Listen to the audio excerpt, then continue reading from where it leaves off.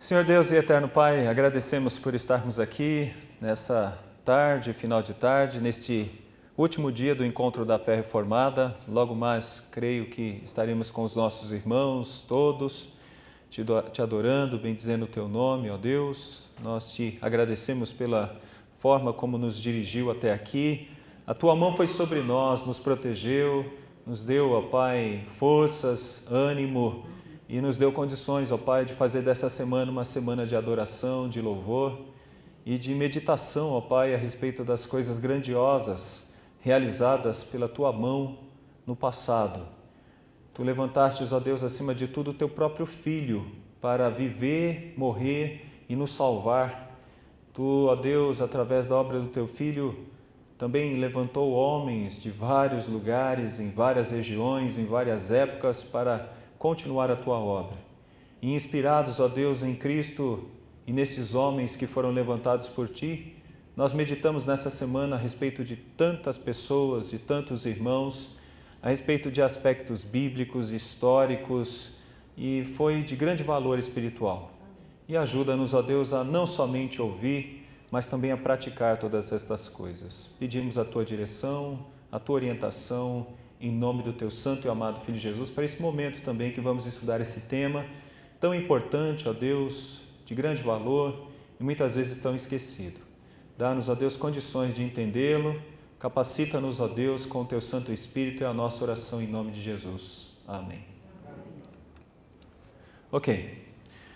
Vamos lá, meus irmãos. O meu objetivo aqui é mostrar especificamente como Calvino ele tinha uma consciência política e como essa consciência política é típica do pensamento reformado e como nós também, inspirados por esses exemplos, podemos, de igual modo, nos inspirar quanto aos aspectos políticos.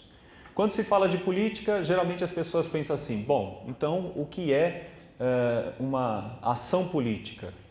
Geralmente nós pensamos em políticos corruptos e alguém tentando fazer alguma coisa. Você imagina grupos de esquerda, grupos de direita, você imagina passeatas, cartazes, faixas e ações que tentam diminuir os impactos de políticos maus e fortalecer e amparar e ajudar aqueles que são políticos bons. E aí a gente vê, por exemplo, o que alguns estão falando de consciência política. O que seria ter uma consciência política? Você tem uma consciência política? Seria estar atento ao que acontece no Brasil, estar atento ao que acontece no próprio ambiente político em que estamos inseridos. Se você tem uma consciência política, qual é a sua ação nessa consciência política? Que tipo de atitude você tem para com a política? Então, essas coisas todas nos ajudam a perceber que, de alguma forma ou de outra, essas perguntas são pertinentes e elas têm o seu lugar, têm o seu valor e têm a sua importância. O outro lado disso, alguns crentes dizem que não se envolvem com política, não querem falar de política, não querem ouvir de política porque sabe que é tudo igual, há sempre um ambiente de corrupção, de maldade, as pessoas não estão interessadas na população, na verdade estão interessadas em ganhar dinheiro e vai ser sempre assim, não tem jeito, é sempre desta forma. Esse é um outro lado, ou seja, se tem um lado que é de um extremo envolvimento, o outro lado é de um ostracismo, de se afastar totalmente e de se distanciar dessas coisas. Qual seria, então, a nossa maneira de agir e de compreender política? Creio que nós vamos ter algumas informações hoje sobre isso também.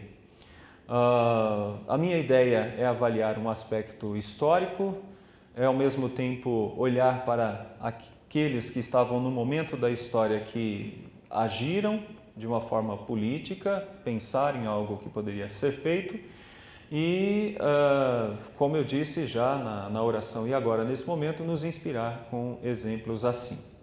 Então, a primeira coisa que nós precisamos ter é essa questão, de por que falar de política?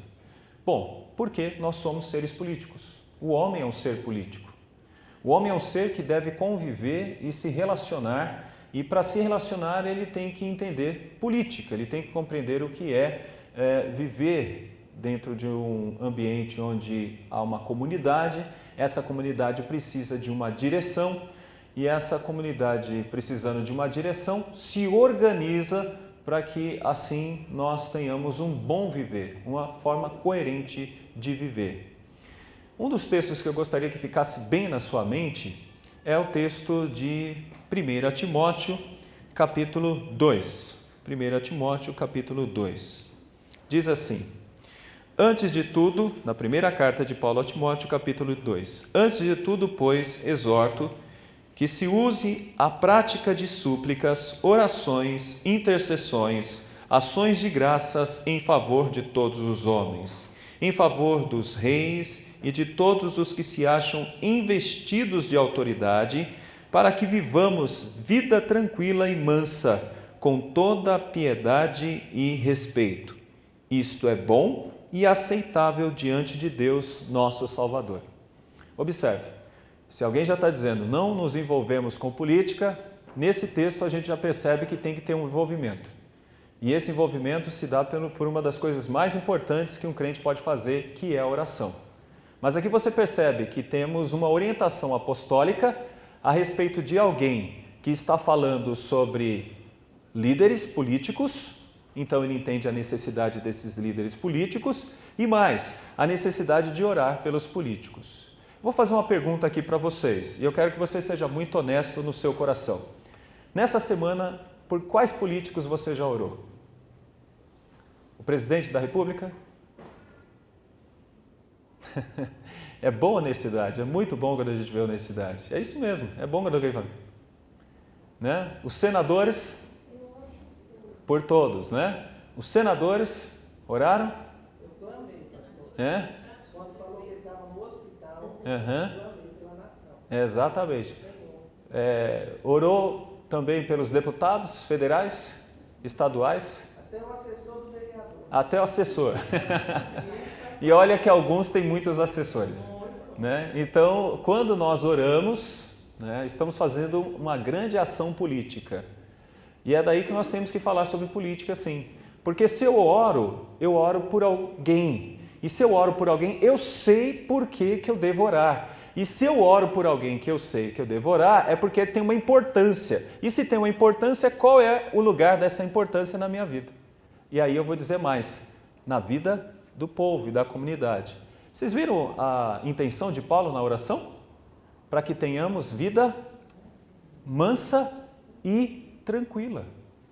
Olha que interessante, não era nada mais, nada menos do que os imperadores romanos naquela época, junto com os seus líderes. Né? Nós falamos dos governadores romanos e assim vai. Então, nós vamos perceber que é importante falar sobre política. Lembre-se, o tema do nosso encontro é legados e desafios. Um dos grandes desafios que eu vejo para os crentes é a política.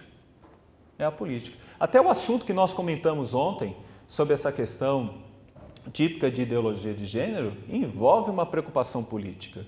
Há de se ter uma preocupação política. Então, tudo se volta para esse âmbito fundamental da história e da sociedade, a questão da política.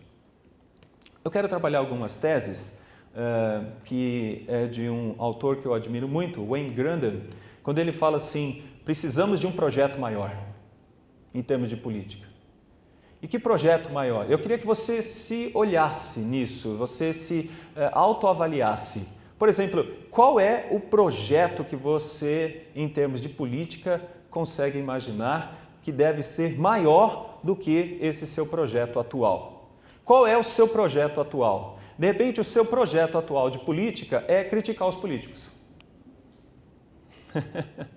O seu projeto atual é dizer, todos não prestam, todos são assim, todos são desse jeito e todos são assado. E é a única coisa que a gente vê alguém falando.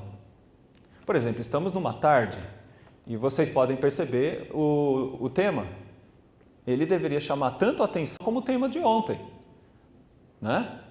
Porque o tema de ontem, ele chamava atenção e nós vimos, mas Hoje parece que o tema não é tão interessante assim. É claro, também o preletor não é tão interessante assim. Mas eu posso dizer para vocês que deveria causar em nós um grande assombro e um grande interesse a questão da política. E qual é o projeto maior que devemos ter? O projeto maior é que devemos ir além do que estamos fazendo, do que meramente uma crítica a políticos, ou do que meramente dizer assim, eu sou do partido X e eu sou do partido Y. Isso também não é suficiente. Ou eu voto no partido X ou eu voto no partido Y.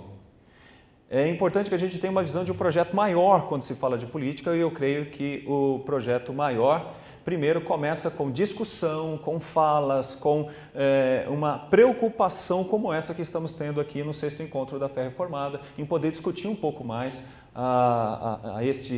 ligado a este assunto, que seria a questão da política, né? Ou seja, que os políticos olhem para nós e percebam em nós pessoas interessadas a ponto de querer saber o que nós pensamos. Porque esse é o sistema democrático. O sistema democrático não é o que nós estamos preocupados com o que eles pensam. Não, eles devem se preocupar com o que nós pensamos. E o pensamento reformado sempre gerou um impacto na sociedade. Nós estamos vendo isso ao longo da semana. Vocês perceberam isso? Ao longo da semana nós percebemos isso. Vimos um exemplo do Choi. Você lembra? Meus irmãos, aquele senhor que esteve conosco aqui, através de um sermão dele, ele mudou o contexto das eleições da Zâmbia. Um presidente que ia para o 3º mandato, sendo que o correto era somente 2. E ele fez isso tão somente com uma interação e com um sermão. Eu acho que a gente precisa entender que há de se ter um projeto maior em termos de política. E esse projeto implica em um diálogo maior também com os próprios políticos, né? Uma outra coisa também importante, precisamos de uma mente cristã. Isso é muito bom, porque um cristão, ele é coração, é claro, mas ele também é mente. Um cristão é um coração transformado por Deus, mas ao mesmo tempo é uma mente que funciona para a glória de Deus. E essa mente que funciona para a glória de Deus, ela também tem que pensar na política e tem que se preocupar com a política e deve entender a necessidade de intervenção na política, de ação na política e de envolvimento, de uma certa forma, com política. Então, longe de nós, essa questão de que nós não vamos dedicar tempo à política. Eu creio que nós não só precisamos, como devemos se envolver com política, sim, né? Se interagir. Exatamente. Exato. E é isso que nós vamos ver também aqui, né? Uma outra coisa que eu quero que a gente entenda, não podemos demonizar a política. Esse aqui é o outro ponto. Demonizar a política. O que seria demonizar? Seria dizer o seguinte, olha, nunca vai funcionar. Ou, como diriam alguns, desculpa a expressão aqui, é coisa do cão. Né? Isso é coisa do cão. Né? Se envolver com política é chamar a morte, é chamar o demo. Olha, eu creio, meus irmãos, que se fizermos isso, nós vamos ir contra um princípio muito claro, o princípio de governo, que é um princípio divino. Por exemplo, Deus colocou o homem no jardim para plantar e cultivar, ou seja, para governar o jardim. E é interessante que o homem deve governar a sua casa. E aí nós percebemos que há necessidade de um governo. Toda a questão é assim. Por exemplo, a Bíblia nos mostra exemplos de Abraão sendo um governante, Jacó sendo um governante, Isaac sendo um governante. No contexto secular, nós vamos encontrar governantes e eles passam a ser respeitados. Então não há como demonizar a política, ela é algo necessário. E algo necessário não ruim, mas algo necessário bom porque foi o próprio Deus que fez. Sim. José do Egito, um grande exemplo, né? E Daniel, né? Vamos usar tantos exemplos bons. Então não dá para demonizar a política e dizer assim, olha, não vamos nos envolver com isso, não vamos nos preocupar com isso. E aí, o que eu estou querendo dizer para você é o seguinte, saiba o que está acontecendo no Senado, saiba o que está acontecendo nas câmaras, porque nós precisamos entender essas coisas, precisamos realmente compreender essas coisas, né? Depois que a coisa está pronta, não venha reclamar.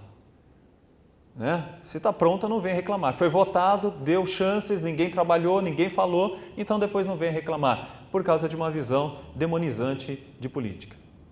Um outro detalhe, o que dizer de político versus evangelização? Não evangelização, mas versus evangelização. Alguém poderia dizer assim, não, a gente não tem que se preocupar com política, a gente tem que se preocupar com evangelização. Evangelização é muito importante, nós vamos aprender isso mais tarde.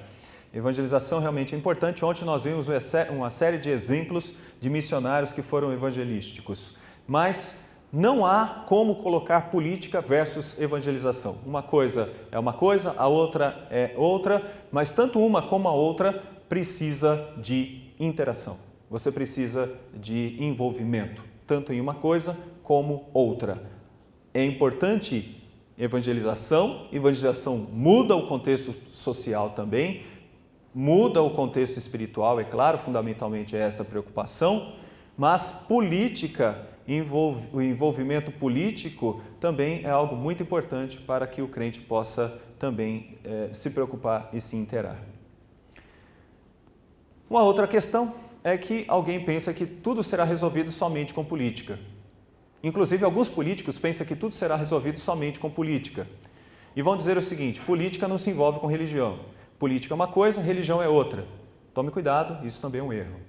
Nós não podemos colocar todas as esperanças na política. E também não podemos colocar todas as esperanças nos políticos. Porque se nós pensarmos assim, por certo, nós vamos quebrar todo o princípio do Salmo 143, do 146, né? De confiar em homens. A nossa questão aqui, ela implica um outro detalhe. Para nós, não é somente política, é política e fé. E aí que nós vamos trabalhar um detalhe interessante que tem a ver também com esse texto. Antes de tudo, pois, exorto que se use da prática de súplicas, orações, intercessões, ações de graças em favor de todos os homens. Todos os homens. Em favor dos reis e de todos os que se acham investidos de autoridade, né? Em favor dos reis e de todos os que se acham investidos de autoridade. Então, quer dizer, nós temos aqui nessa preocupação, uma preocupação política. Vamos lá então, Calvino e política. É isso que nós queremos trabalhar hoje aqui. A primeira obra de Calvino, quando ele tinha 23 anos, em abril de 1532, Calvino, em seu 23º ano, ele aventurou-se perante o público com o seu primeiro trabalho. Gente, era algo tremendamente complicado. Escrever um livro naquela época não era algo simples, não era algo assim do tipo como hoje, que dá para se escrever de uma forma até fácil. Não, escrever um livro naquela época era algo muito fácil. Ele fez o seu primeiro trabalho impresso às suas próprias custas. E isso deu uma ampla prova de seu gosto e cultura literários. É um comentário sobre o livro De Clementia, ou De Clemência, de Sêneca. Sêneca é um filósofo contemporâneo de Paulo que escreveu sobre várias coisas, mas uma das preocupações dos seus escritos estava intimamente envolvida, uma delas estava intimamente envolvida com a questão política. Detalhe, Calvino quase foi à falência com esse livro. Ele ficou com sérias dívidas, teve de pedir dinheiro emprestado para um monte de gente, porque o livro não vendia e não saía e ninguém dava bolas para o que ele estava escrevendo. Ele escreve para uma pessoa de grande admiração da época, todo mundo admirava, Erasmo de Roterdã. E não temos nem ciência de que Erasmo possa ter lido a obra.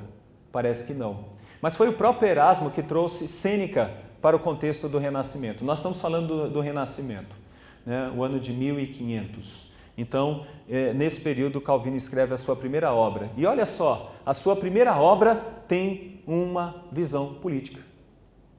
Nós conhecemos Calvino como homem da predestinação, conhecemos Calvino como homem que fala sobre teologia, mas é interessante que a primeira obra de Calvino, uma obra gigantesca, ela trata sobre a questão da política. ele enviou uma cópia a Erasmo, que publicou as obras de Sêneca, né, de 1515 a 1529. E ele o chama de uma honra e delícia do mundo das letras. É dedicado, então, a Claude Hangest, seu ex-colega de escola na família de Montmort, na época do abade de Saint-Louis, né, em Noyon. Então ele escreve essa obra na França e homenageia o seu amigo.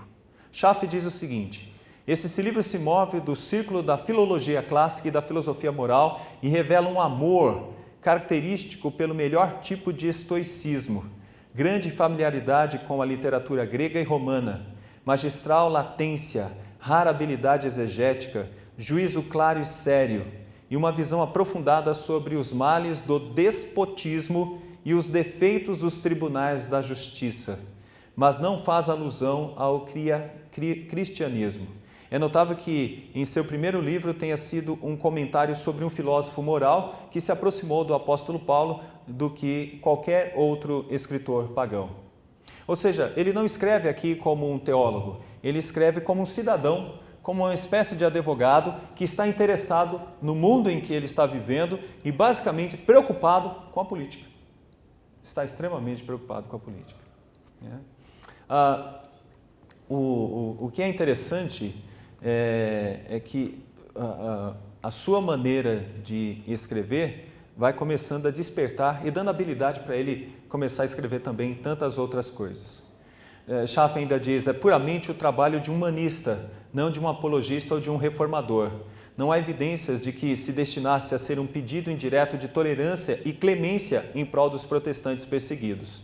Não é dirigido ao rei da França em comparação à implícita a Francisco com Nero, na referência incidental à perseguição neroniana que teria derrotado tal propósito. Então, ele escreve porque ele está interessado na maneira como o Sêneca fala para o político da época. Para quem Sêneca está escrevendo e está falando? Nada mais, nada menos do que Nero. Então é uma obra que tem uma responsabilidade muito grande. Está sendo escrita para o homem mais importante daquela época, que era o próprio Nero. Isso chama a atenção de Calvino. É alguém escrevendo para o maior político da época. Né? É alguém escrevendo para o maior político da época. Então ele tem interesse nessa obra. Por que Sêneca?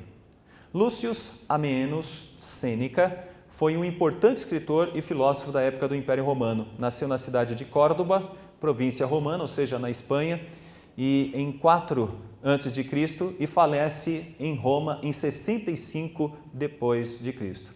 Detalhe, provavelmente há indícios de que Sêneca teve contato com Paulo. Conversas e talvez até cartas entre Paulo e o próprio Sêneca, interessado no pensamento de Paulo. Isso chama a atenção também de Calvino. Alguém que influencia políticos que teve um contato com cristão. Então isso traz uma preocupação para Paulo. Paulo está interessado nisso. Foi um importante representante do estoicismo, e o que é o estoicismo? É uma doutrina universal filosófica que defende a ideia de que o universo é rígido por uma lógica universal, o Logos.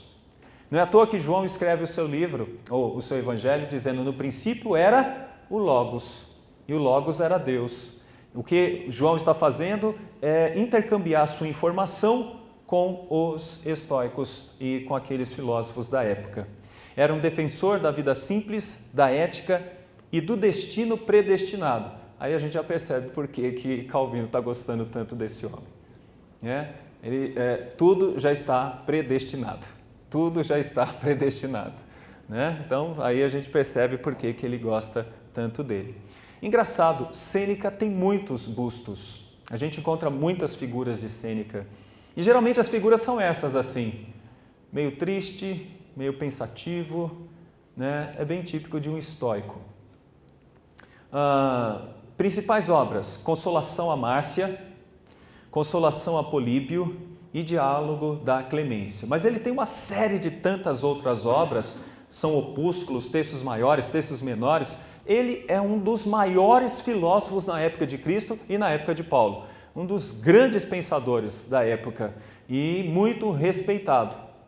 Ele, no início, foi viver em Roma para aprender oratória e depois ele passa a cuidar de Nero.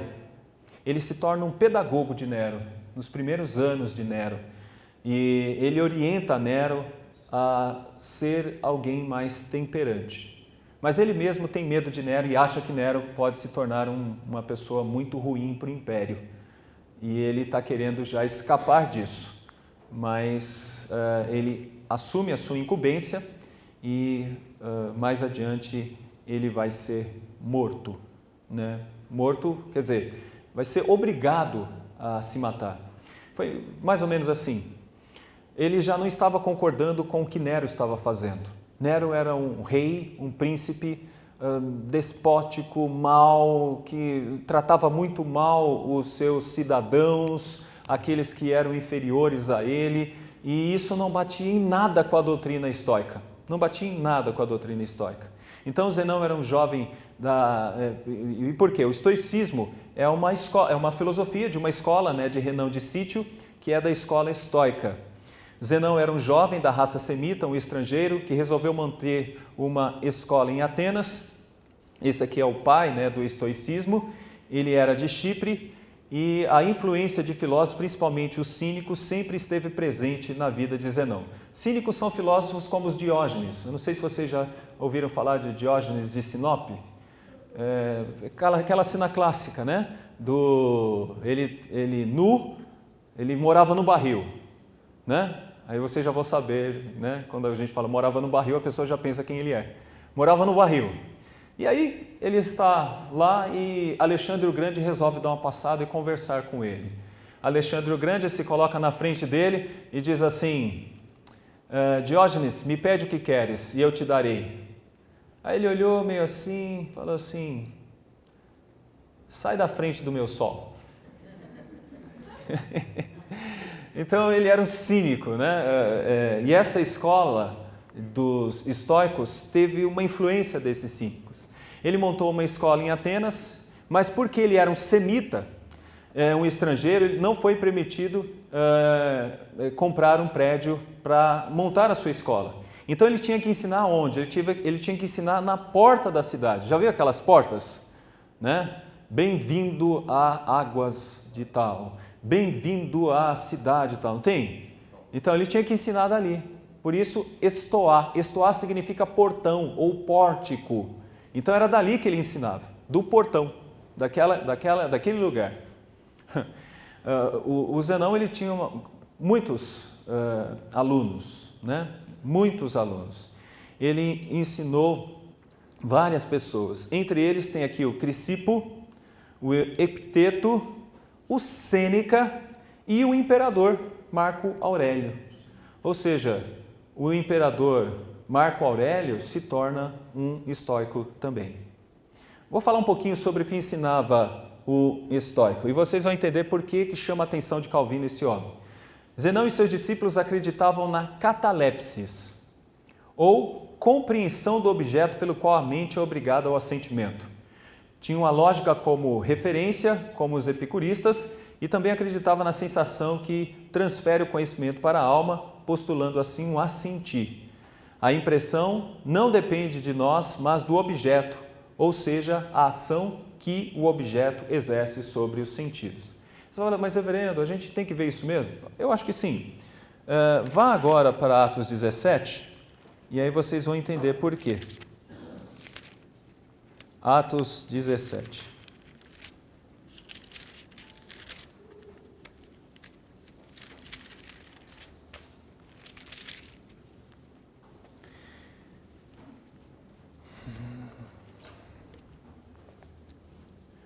Olha só, Atos 17, verso 16.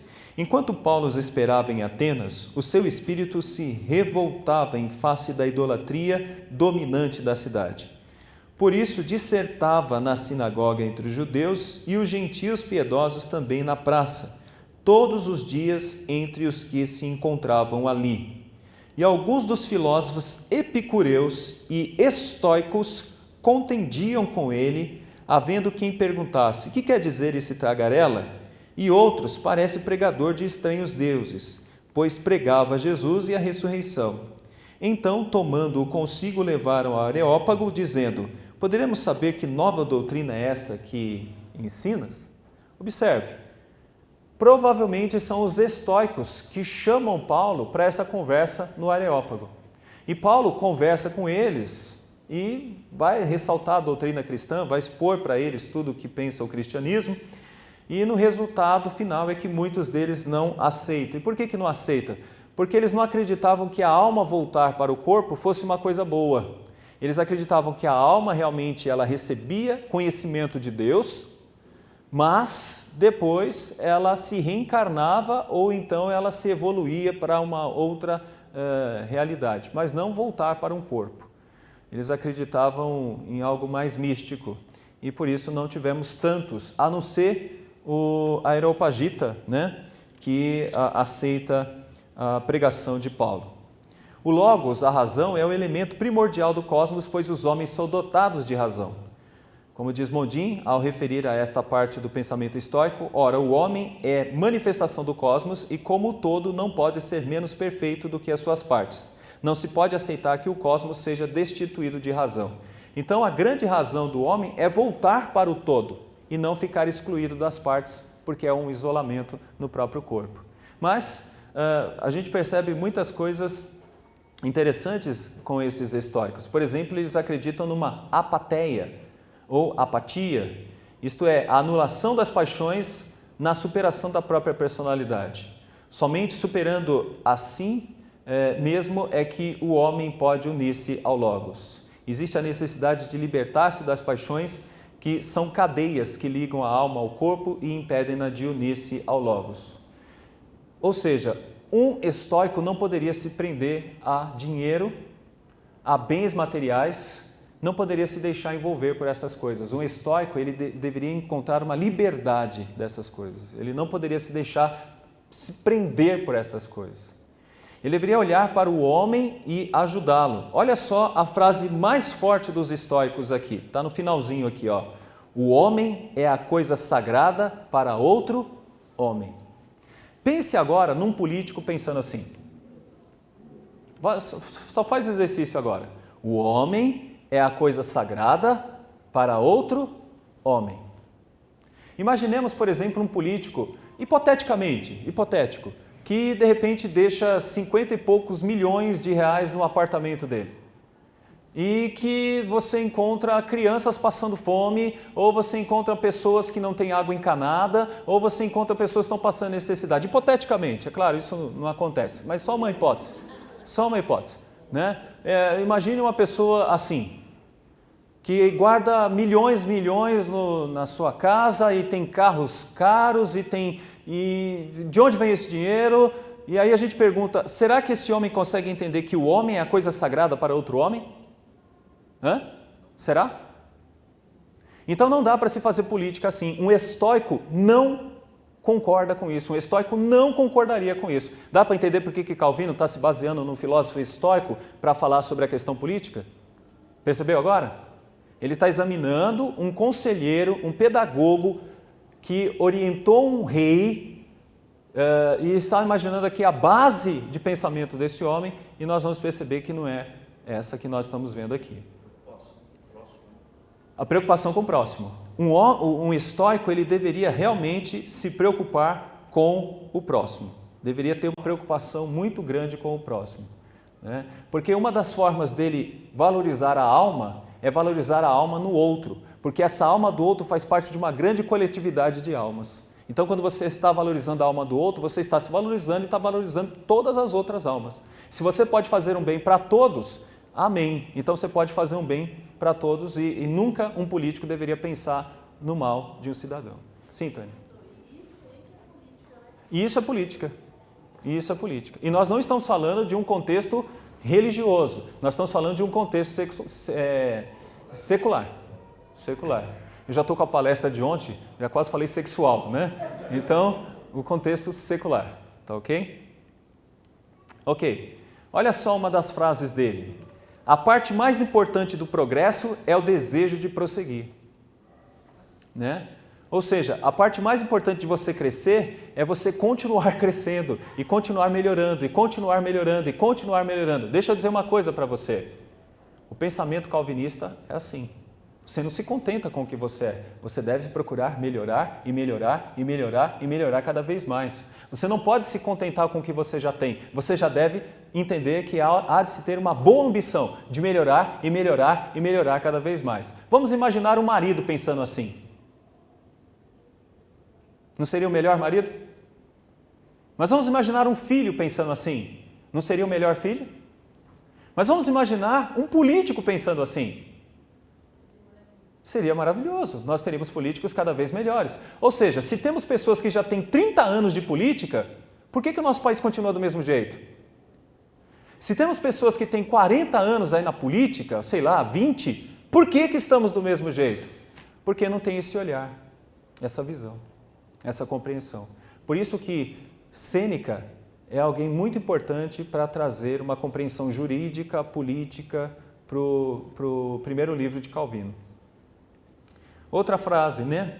Felicidade é conceder a vida a muitos, voltar a vida arrancando da morte o merecer, o reconhecimento dos cidadãos por tua clemência.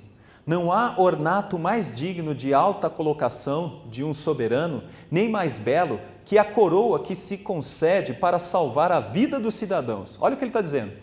A coisa mais rica de ser um líder, um político, é porque você pode salvar a vida de cidadãos. Ele está falando, claro, no contexto romano, né?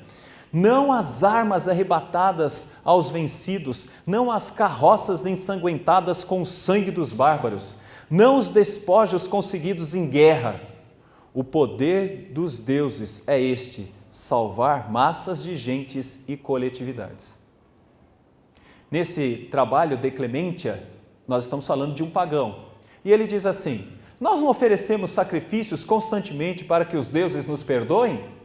Então por que os líderes, que os governadores, que os imperadores também não possam ser clementes e perdoar os cidadãos? Interessante, né? É interessante. Ele está dizendo o seguinte, devemos agir como os deuses, sermos clementes. Daí de Clementia, ou seja, a obra que Calvino está avaliando. Não é? Se nós tivéssemos condições de apresentar isso para os nossos políticos, a gente poderia primeiro colocar neles o temor e ao mesmo tempo a alegria de poder estar numa posição tão boa, tão benéfica para ajudar a vida de tantas pessoas. E aí quando a gente anda na rua e vê pessoas jogadas, quando a gente vê, por exemplo, num hospital, aqui a gente tem algumas pessoas que trabalham na área de saúde e na saúde pública, e a irmã fala assim, reverendo, nós não temos o remédio para dar, nós não temos a injeção para dar, nós não temos isso, nós não temos aquilo, nós não temos aquilo outro. E aí você vê um relógio sendo leiloado, um relógio que custa mais de 20 mil reais, um relógio que custa mais de 20 mil reais. Não é? Ok. Visão de Calvino. Aí vem a visão de Calvino. Tudo que nós temos de Calvino na questão de magistrados é uma visão de Sêneca. É interessante isso. Por quê? Ele percebeu que este filósofo que teve um contato com o cristianismo era a melhor forma de contato também com todos aqueles que falavam na época dele do contexto secular. É como se ele dissesse, o que eu estou dizendo tem um contato com o pensamento renascentista que nós estamos valorizando tanto aqui nesses anos de 1500. Nós estamos valorizando demais o pensamento renascentista. Então, se estamos valorizando demais o pensamento renascentista, olha só como isso tem a ver com uma boa legislatura, uma boa forma de governo. Ele diz assim, toda autoridade de magistrado civil vem da soberania de Deus. Esta é uma visão mais republicana. Por isso, países influenciados pela visão calvinista, tais como Suíça, Holanda, Escócia, Inglaterra e os Estados Unidos, se tornaram repúblicas ou monarquias constitucionais. Daí, a gente vê como ele pensava. Para Calvino, há dois governos, um de jurisdição espiritual e o outro de jurisdição temporal, ao que ele chama de reino espiritual e ao outro reino político. Então, para Calvino, todo governo deveria entender o seguinte, que existem duas formas de governo. O governo que rege todos os governos, que é o governo de Deus, e o governo político que rege as nações, os estados, os condados, todos os outros lugares. Então, qual é o princípio básico que ele diz que todo político deveria ter? que ele está ali porque foi colocado por Deus. Ele está ali porque ele foi colocado pela ordem de Deus. É isso que um político deveria entender. Mas quando, às vezes, o político evangélico tem condição de chegar lá, eles têm assimilar o outro lado. O outro lado. E não tem influenciado. E aí vem o escândalo. Aí vem o escândalo. É triste, né? É bem triste. E aí fica aquela discussão bem típica, né? Eu estou aqui para defender o lado do evangélico. E não é o lado do evangélico.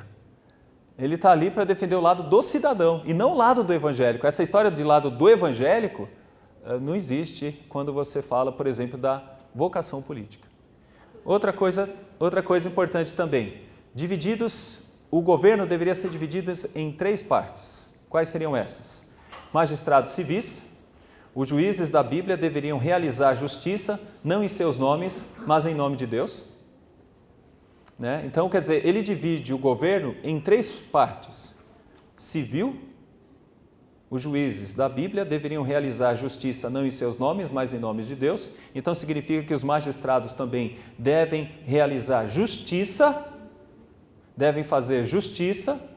As leis, os mais fortes tendões de uma unidade política, ele fez alusão a Cícero e Platão, assim afirmou: a alma sem a qual a magistratura não pode sobreviver. A lei é um magistrado silencioso e o magistrado é uma lei viva. Para Calvino, o governo deve ser feito em conformidade com elas. O que ele está dizendo é que o que é mais importante no contexto político são as leis.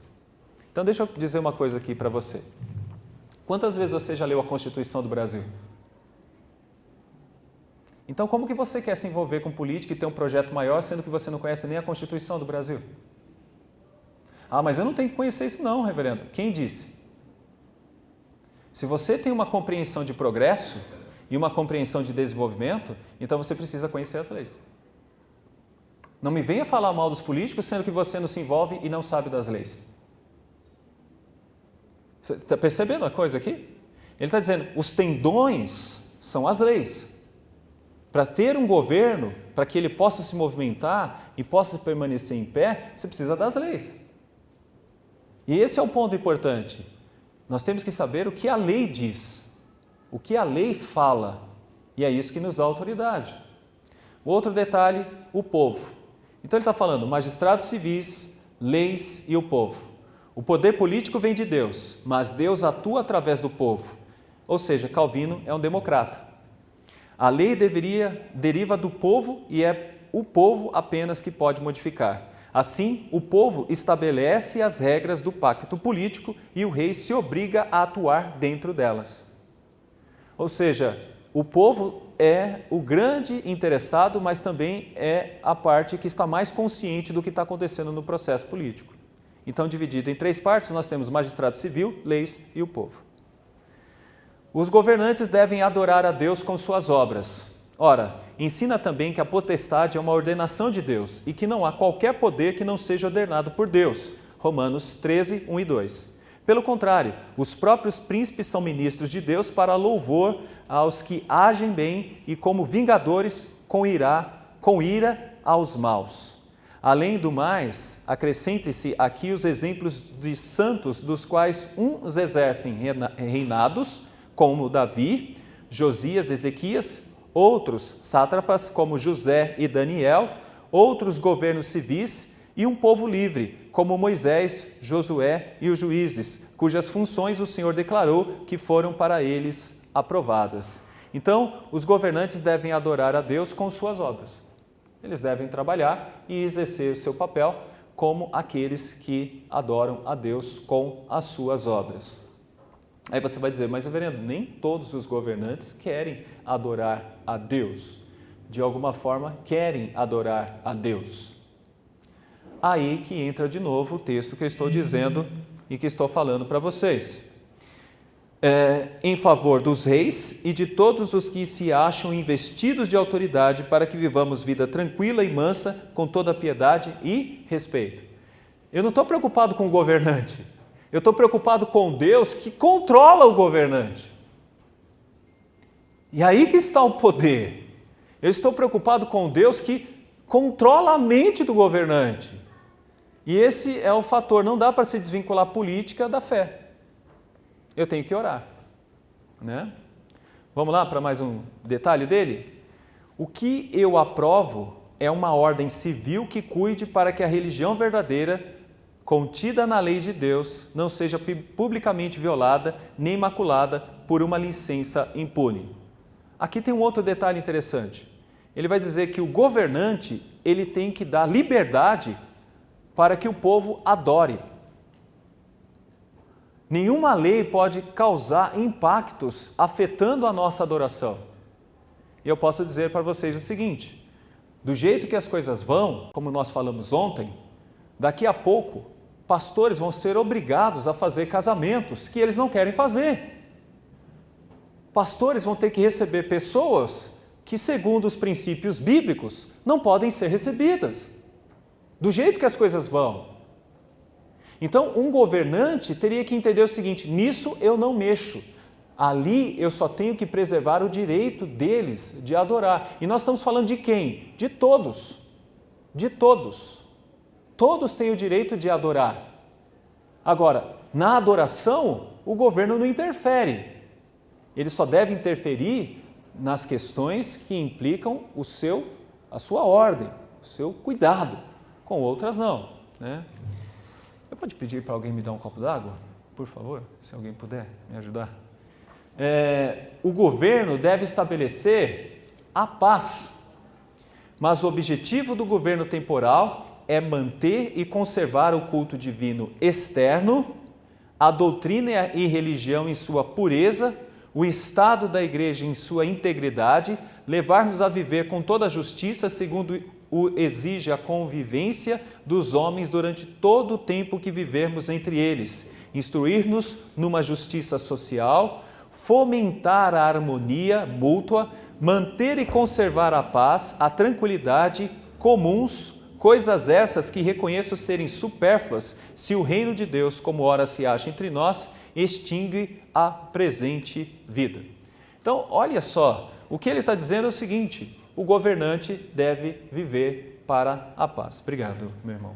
O governante deve viver e deve trabalhar para promover a paz. Agora, observe o que ele está colocando ali. Ouça, não sei se você está conseguindo perceber, mas olha o que ele está dizendo, ó.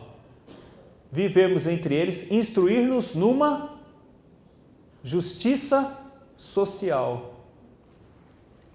Então, o Sêneca, ele abre os olhos de muitos governantes e traz...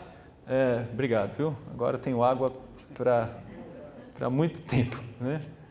Obrigado. O Sêneca, então, abriu os olhos de Calvino para uma visão mais coerente de uma democracia, de um Estado de Direito mais justo, muito mais justo. A importância das leis. O magistrado que é o defensor e guardião das leis. As leis segundo as quais ele governa. O povo que é regido pelas leis e obedece o magistrado. Então, é fundamental a estruturação das leis. E aí, quando nós temos leis justas, leis sadias, por certo, todo o Estado será beneficiado.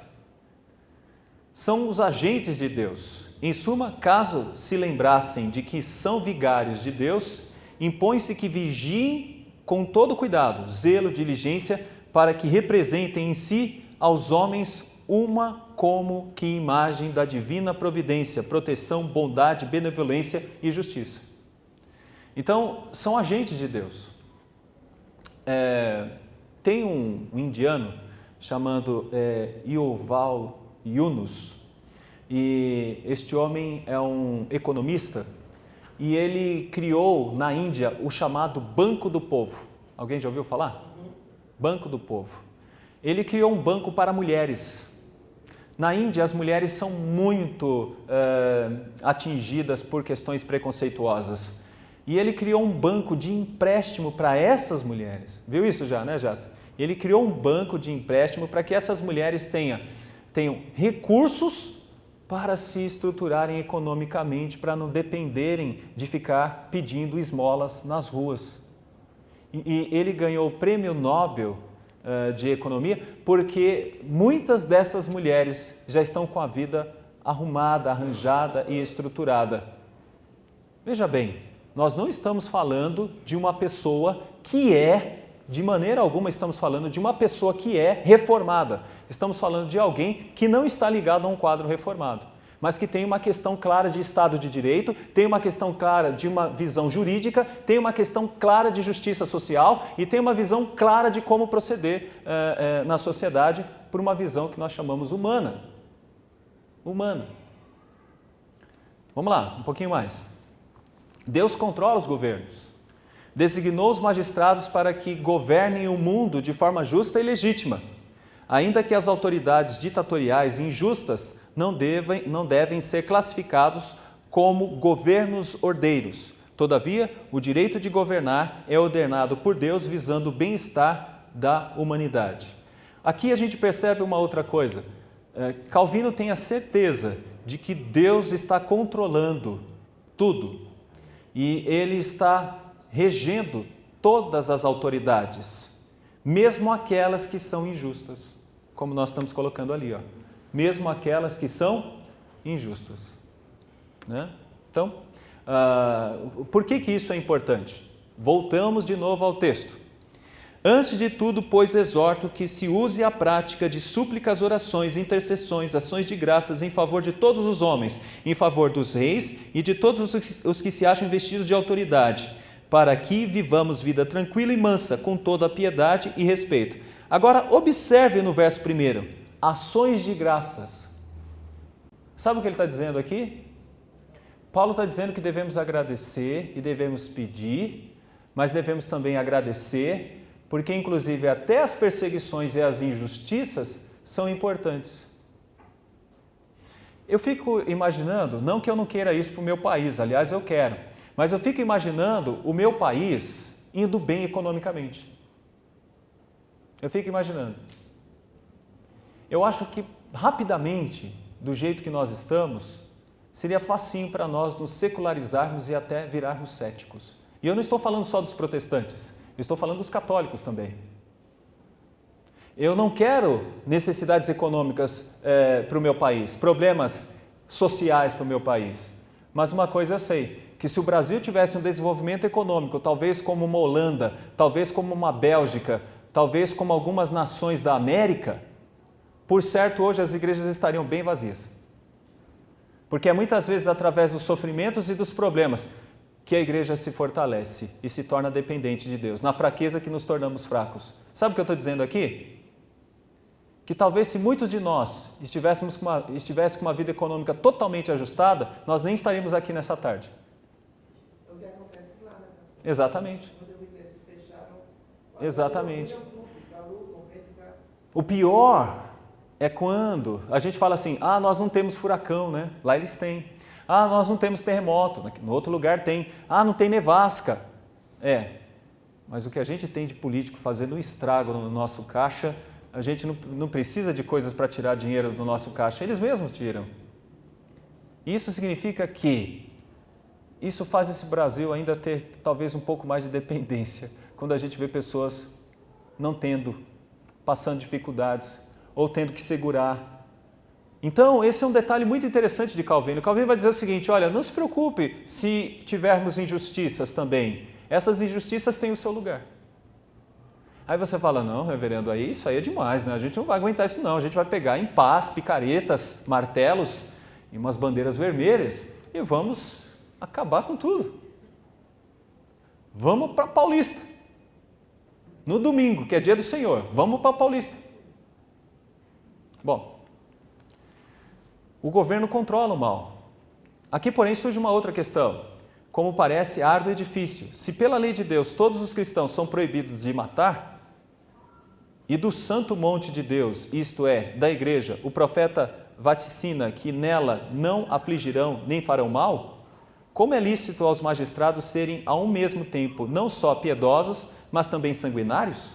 A lei do Senhor proíbe matar, mas para que os homicídios não sejam impunes, o próprio legislador entrega o gládio à mão de seus ministros para que os estendam contra todos os homicidas. O que ele está dizendo é o seguinte: podemos ter um governo mau, mas também podemos ter um governo que controla o mal. Que controla o mal. Recentemente nós tivemos um problema no Espírito Santo quando policiais entraram em greve. Vocês perceberam aquilo? O que aconteceu? Não parecia faroeste aquilo? Parecia faroeste. A câmera filmando, as pessoas não podiam sair de casa, um atirando no outro, um correndo com uma TV que saiu da loja, o outro fugindo de um lado. Isso é um estado afetado pela anarquia. E aqui a gente vê a importância do governo. Aí você pode dizer, mal ou bem, a gente ainda tem alguma coisa. O Rio de Janeiro está vivendo um pouco disso. As lutas de poderes ali. Então, nós podemos agradecer a Deus por isso também. Bom, aí temos que fazer essa pergunta. Então, como reagir a políticos tiranos? Ele nos dá algumas coisas. A primeira coisa que ele fala é não agir com revolução. Isso é um contexto bem estoico. Como que os estoicos viviam? Os estoicos viviam assim. Se você maltratasse um estoico, ele não poderia fazer nada contra você. Porque dentro do princípio da filosofia estoica, você não poderia fazer alguém o que você não quer que essa pessoa faça com você. Então o princípio estoico é do perdão. Entende por que o cristianismo veio numa época interessantíssima chamada plenitude dos tempos? Porque havia já um discurso, pelo menos filosófico, fomentando essa ideia. E aí, o que é interessante para nós também. Na visão de Calvino, ele diz assim, se na administração pública há algo a se corrigir, que pessoalmente não façam alvoroço, nem movam as mãos à obra, as quais têm de permanecer atadas ao respeito. O dever é dar notícia disso ao magistrado, o qual tem as mãos livres para isso. Percebeu o que ele falou? As nossas mãos estão atadas. Eu não tenho que pegar pedras e tacar nos prédios públicos. Eu não tenho que pegar marreta, paus e jogar na propriedade de outras pessoas. Eu não posso fazer isso. Eu não posso derrubar um carro. Eu não posso queimar um ônibus. Dentro do princípio calvinista, do princípio reformado, você não pode fazer essas coisas. Não pode. E o que ele está dizendo? É dever nosso informar, e aí sim, quem tem as mãos livres para isso é que deve agir. Quem tem as mãos livres para isso é que deve agir. Quem é que tem as mãos livres para isso? Os magistrados. São os magistrados. Então, qual deveria ser o nosso diálogo com os magistrados? Olha, está acontecendo isso, está acontecendo isso e está acontecendo isso. Naquele posto está faltando isso. Naquela escola não tem segurança. Essa é a nossa ação. E devemos encher, como dizem lá, as paciências dos governantes. Devemos estar constantemente enchendo as paciências deles. Sabe qual é o grande problema do Brasil? Mente curta. Não há ação, não há uma fala, não há ninguém que comente, não há ninguém que fale para quem deve dizer. Mas todo mundo fica dizendo um para o outro. Isso é quase igual à igreja, não é não? Ah, fulano de tal falou isso. O que você deveria dizer para essa pessoa? Você foi lá já falar com ele? Não, fica todo mundo falando com o outro, mas ninguém fala com o que deveria falar. Metendo pau aqui no outro, e você não falou isso com a pessoa? É a mesma coisa conosco, nós não falamos com quem deveria falar. Né? Aí a outra palavra dele importante, oremos. Por isso, se formos cruelmente atormentados por um príncipe feroz, olha o que ele está dizendo, se formos ferozmente esbugalhado por um príncipe avarento ou voluptuoso, se formos negligenciados por um príncipe mau e ignorante, finalmente, se formos oprimidos por um príncipe ímpio e sacrílego, por causa da piedade, que primeiro vem à mente a lembrança de nossos delitos, os quais por tais flagelos do Senhor são não dubiamente castigados. Daí a humildade deve frear-nos a impaciência. Em seguida, que nos venha também esta cogitação, que não nos cabe sanar os males desta natureza, apenas nos foi deixada esta lei, que imploremos a ajuda do Senhor em cuja mão estão os corações dos reis e as inclinações dos reinos. É interessante o que ele vai dizer assim, o que ele diz. Foi-nos deixada esta lei. Presta atenção nisso, meus irmãos, por isso que eu estou dando ênfase à oração. Foi-nos deixada esta lei, que imploremos a ajuda do Senhor, em cuja mão estão os corações dos reis e as inclinações dos reinos. E alguém vai dizer assim, não importa somente orar, tem também que ter ação. A ação é com aquele de direito. O Coises, que é um ótimo escritor que trata sobre política, ele fala assim, para Calvino, o problema político deve ser tratado de forma política e a resposta deve vir do próprio corpo político. Então, se você tem que resolver isso, você tem que resolver isso no próprio contexto político, no próprio quadro político, com os políticos, conversando com os políticos e definindo isso com os políticos. Linha de diálogo com os próprios políticos. Ok? Vamos para a conclusão? Eu quero mostrar um exemplo para vocês e estou terminando. Vamos supor que uma empresa gasta R$6.000 por mês para contratar você. Isso é a soma do seu salário de R$4.000 mais os R$2.000 de encargos que a empresa tem que pagar.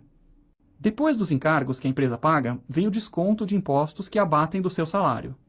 Entre imposto de renda, INSS, contribuição sindical e outros, mais R$1.200 do seu dinheiro vai para o governo. Por enquanto, dos R$6.000 que a empresa gastou com você, menos da metade foi para a sua conta, e o resto foi para o governo. Agora, você precisa comprar coisas para sustentar a sua família, certo? Comida, conta de luz, roupas, gasolina e outros. Você sabia que todas essas coisas têm imposto embutido no preço? Quando você compra uma TV, mais de 50% do preço é imposto. Luz elétrica, 70% é imposto. Gasolina, 60% é imposto. Na média, sempre que você comprar alguma coisa, 50% é imposto. Voltando então para o seu caso. Você tinha recebido cerca de R$2.800 na conta, certo?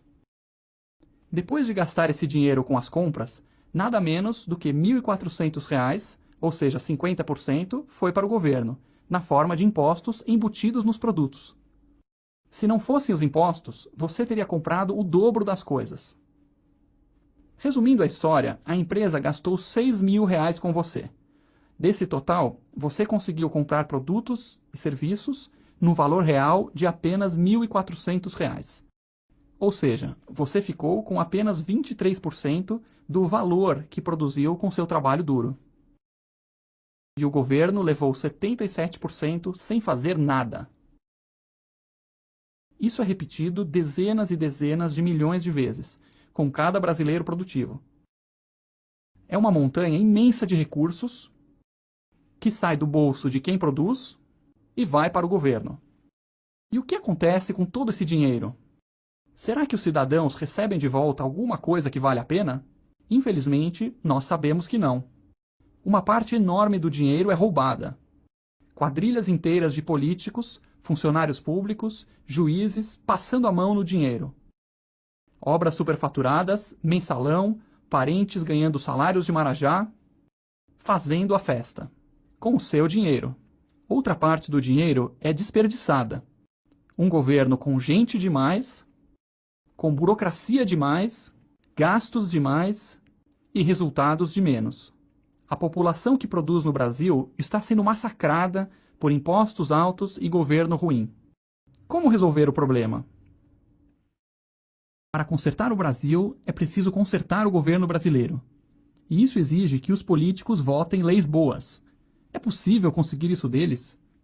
Uns falam em fazer manifestações de rua, passeatas, pressionar os políticos. Isso tudo é muito bonito, mas na prática não vai funcionar. Político não liga para manifestações nem cartas. Eles sabem que as pessoas esquecem rápido. Político só quer saber de uma coisa. Você está pensando na palavra roubar, né? Pode até ser, mas para isso ele precisa de uma coisa que ele não consegue sozinho. E só você pode dar isso para ele. Político precisa de voto. Mesmo o mais bandido dos bandidões precisa que votem nele para se eleger. Político sem voto é igual a mato sem água. Seca e morre. Mesmo que tenham poucos políticos que valem a pena, se você regar esses aí, regar muito mesmo, eles irão crescer, ficar mais importantes. E virão outros. Demora um pouco, mas não tem outro jeito. A única forma de consertar o Brasil é eu, você, todo mundo votar nos bons políticos e parar de votar nos ruins. Simples assim. Você não precisa levantar um dedo nem sair da sua rotina atual. O problema disso é como escolher. Como saber, no meio daquele monte de caras sorridentes, quais são os honestos e quais são os bandidos? Para ajudar nessa escolha, criamos o ranking dos políticos. É uma ferramenta para ajudar a decisão de voto. O ranking junta dados de políticos do Brasil todo.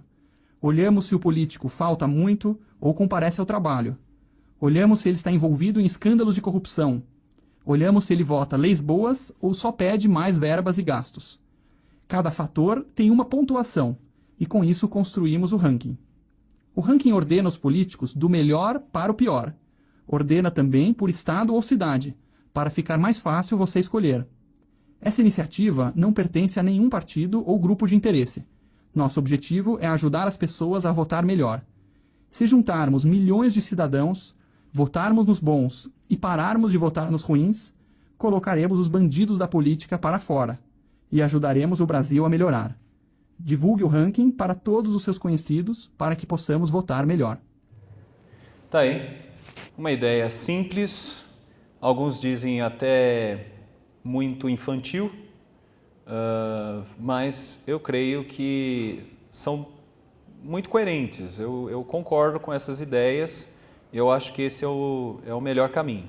Eu acho que aqui temos um melhor caminho. A gente precisa saber votar, porque essa é a lei. Como que eu trabalho?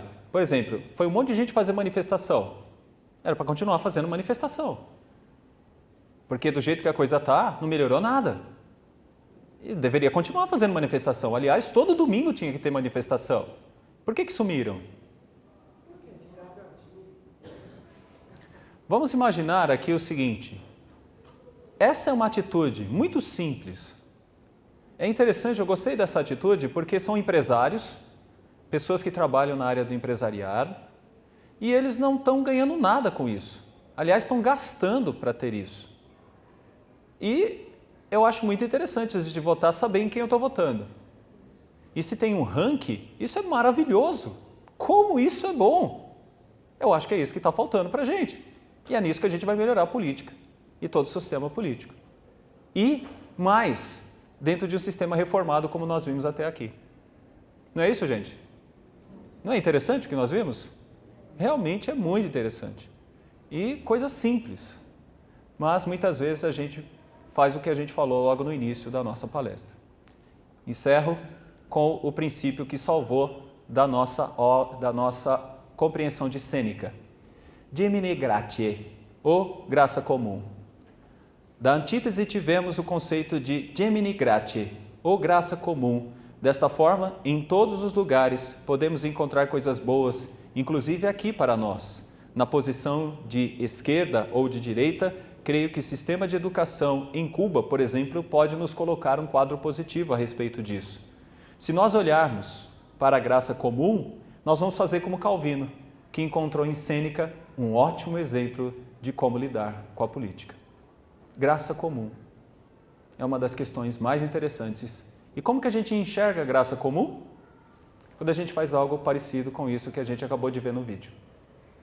Se você encontra um político, e é muito interessante, eu peguei um vídeo desse pessoal falando de um político que chegou para eles e diz assim: fulano, eu estou muito chateado, vocês colocaram lá 2.000 de verba, que não é verdade, aquela verba não foi gasta com aquilo. E eles foram e corrigiram. E sabe quem é esse homem? É um dos políticos que mais me chama a atenção. Eu não vou falar o nome porque eu não quero falar nome de políticos aqui. Mas é um dos políticos que mais me chama a atenção. Sabe por quê? Um deputado, um senador pode ter até 30 assessores. Sabe quantos ele tem? 2. Um deputado pode ter auxílio paletó, 13º, 14º, ele abriu mão de tudo isso. Um deputado pode ter sua casa paga pelo governo. Sabe o que ele fez? Ele abriu mão disso. E ele está dizendo, eu estou economizando ao Estado X reais. Uma quantia alta. Isso é importante demais. E eu não sei se ele é crente ou não, mas uma coisa eu sei. Os projetos dele e o que ele tem levado na sua visão administrativa como político, me faz ver a graça comum. Aqui temos algo interessante. Sovereignty-Henkring. Gostaram? Já um terceiro elemento do pensamento de Kuyp é Sovereignty-Henkring, ou a soberania em sua própria esfera, ou mais conhecido como soberania das esferas, ou seja, a Deus pertence tudo. A Deus pertence tudo. Então, nós entendemos que se há coisas boas neste mundo, pode vir até do contexto secular, isso glorificará o nome de Deus. Daí, é importante elaborar essa compreensão da graça comum. Essa é a ideia. Terminamos assim a nossa palestra.